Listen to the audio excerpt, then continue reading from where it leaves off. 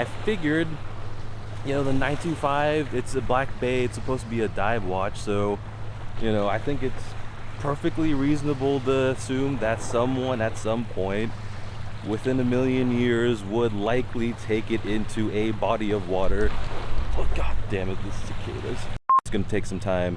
It'll be a little bit extra time. Oh god, there'll be some god, and it'll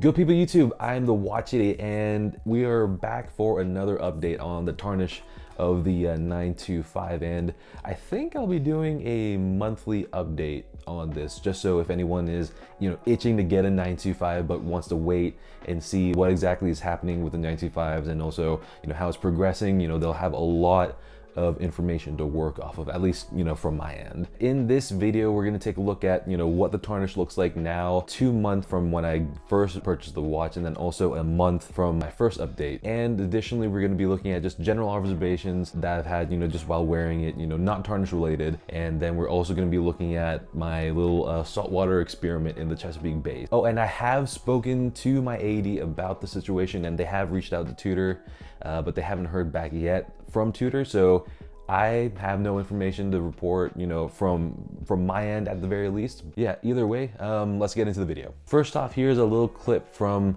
when I first got it, so you can see what it looks like when it's brand new, pretty much. And then also, here is another clip from last month when I did my first update, just so you can also see, you know, just a clear progression of how it's going. And here it is as it stands right now before my saltwater experiment. And yeah, the main thing that has changed is that the yellow areas that were quite apparent last time, you know, has turned brown, which is a welcome change. So, I mean, brown is a bit of a intense word over here. It's just mellowed out, I would say.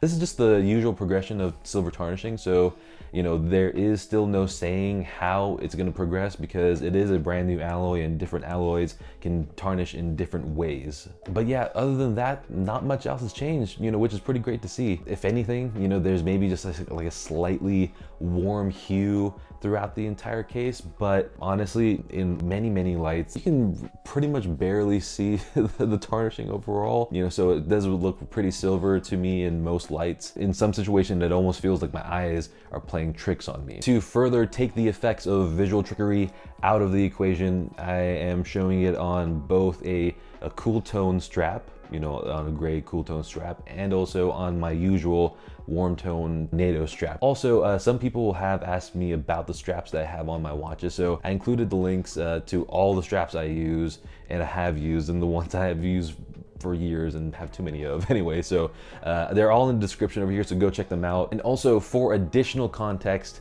since the last video, I have worn it quite a lot. Obviously, a lot of that time has been inside, but pretty much every single time that I went outside, or, you know, there was you know, possibility of some you know, to bring on some sweat, I have had that the 925 on my wrist, you know, regardless of what I was wearing that day. So I mean, all things considered, you know, I think it's holding on pretty well. I mean, I suppose, you know, just because of the vast majority of the time, I mean, I just don't notice it. So I think, I mean, that's definitely a good sign.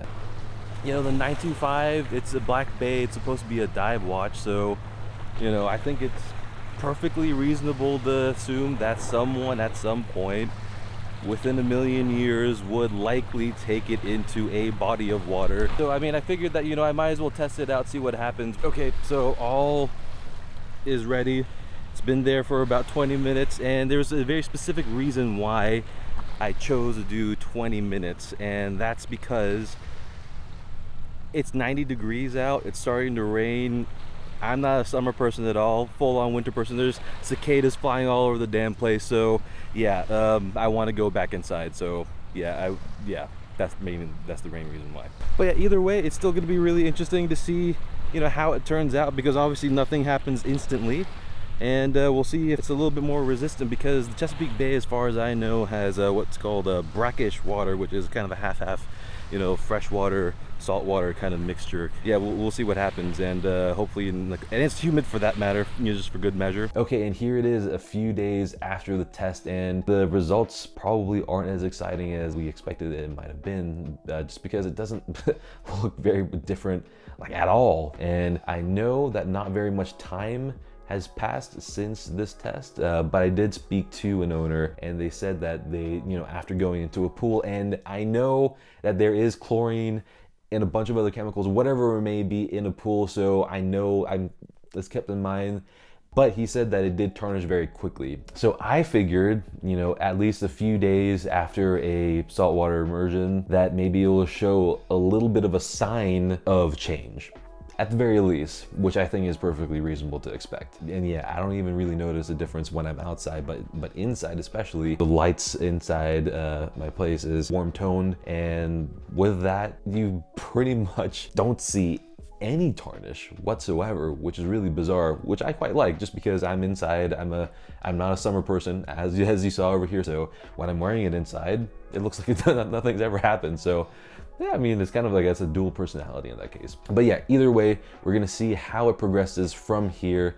And I do think that this is a promising sign, because if it can resist extra tarnish from salt water, I think it's gonna fare well, you know, as time goes on, and has to deal with a lot less intense situations, you know, just like normal air and maybe a little bit of humidity and whatnot over there. So that's pretty good. Okay, so now I want to push the tarnishing aside, and I want to go into, you know, what it's been like living with it, you know, for the past 2 months, just as a watch, and to see how different it is compared to a steel Black Bay 58. And first of all, it's been keeping time like a champ. Pretty much on average lost 0.25 seconds a day, which is incredible. I like my watches being as accurate as possible. So yeah, 0.25 is one of the best performers that I have right now, and I don't know, I would even venture to say have ever had. You know, moving on from there, you know, it has been extremely comfortable to wear. It's just been as comfortable to wear as my steel Blue Bay, you know, which is great, just because the watch is extremely well balanced on any strap that you could possibly ever put on, and also on NATO straps, despite the extra weight that it's carrying. And also, to go beyond that, the extra weight that it is carrying can really only be noticed when you pick up the watch, and that's actually pretty nice, just because it gives you the little bit of reminder that, ooh, this is something different, it's not steel, but at the same time, you don't get the disadvantages of it on the wrist. So yeah, as far as thickness goes and the slight increase, it wears pretty much exactly the same as the Blue Bay. And I know that a lot of people have said that it wears much thicker and it's completely different, you know, the balance is all off, all that stuff over there. So yeah, I mean, I get that it is a very subjective situation, but for someone who wears a lot of watches of this size and is quite sensitive to weights and balances like myself, I think that, you know, anyone who is wanting to buy it should be good to go. Obviously, do try it out if you can. So yeah, overall, it's been an absolute joy to wear. This is hands down my favorite Black Bay, to the point where I'm pretty sure I'm going to be selling my Blue Bay very soon. And yeah, I mean, I just love the color combination of it. The fully brushed case is insanely good. So yeah, absolutely zero regrets. I think that goes without saying. And if I had to do this all over again, I would buy it in a heartbeat. I know that this is weird, but I like the look of a reasonably scratched up case that's, you know, lived a good life. And I want my keepers and my 925 to look like they've lived a good life. So, you know, for that matter, you know, the softness of the case, you know, bring it on. I say bring it on. So as I said in the last video, I knew and I thought that this silver would tarnish at least a little bit, you know, before purchasing the watch. So at this point, I'm just really looking forward to, you know, seeing what the case is gonna look like, you know, by the end of the summer and, you know, through the end of the year. And I'm hoping that it's gonna be a sort of normal tarnish, but I have seen some pretty wild looking silver coins with some crazy rainbow toning. And yes, while I know that that is going to be a different alloy, and usually those are a little bit more edging towards pure silver, but either way, I still think that it could be an awesome and, you know, bizarre look for this watch. Maybe not very wearable, but definitely something pretty awesome. And at this point in the tarnishing journey of my 925, I think that it actually could at least in the near term for a long time, could end up looking like a brushed version of Lange's honey gold. And honey gold is Lange, Langzone.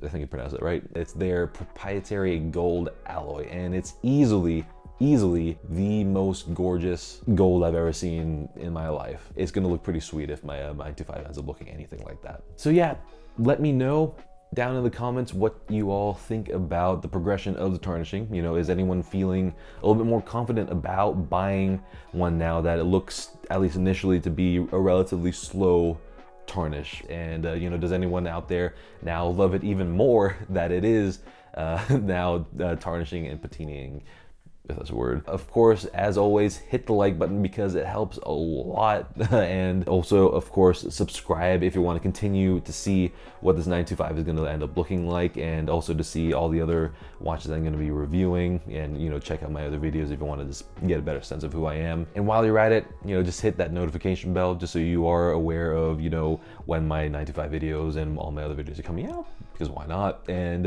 yeah, I'll keep everyone updated, as I said before, and until my next video, good day.